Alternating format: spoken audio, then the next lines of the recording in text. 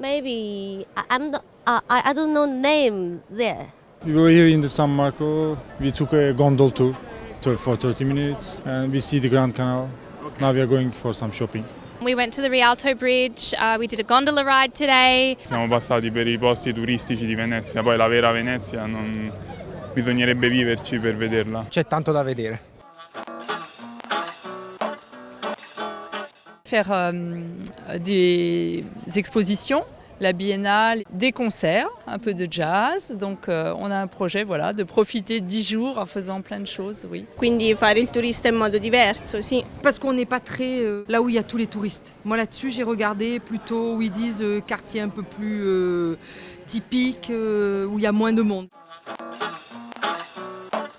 Via internet. C'est vraiment à travers Internet qu'on trouve beaucoup d'informations. Siamo entrati in questo internet e abbiamo trovato poi l'indirizzo giusto. Googlea. Find information on the internet, but it's not always available.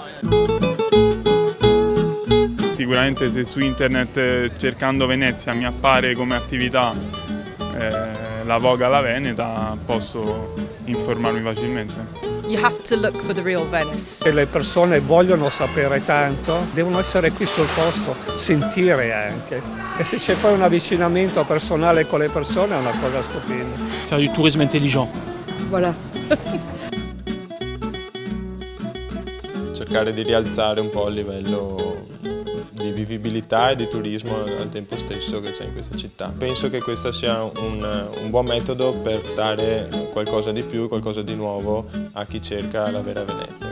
Si sposa direi in maniera quasi perfetta con turismo soprattutto sostenibile, tenga conto di quelle che sono state le vere tradizioni di questa città, quindi la voga, la cucina, il progetto Vivo Venezia mi piace molto perché dà la possibilità invece alle persone di vivere la città in maniera più concreta, più autentica, più quotidiana.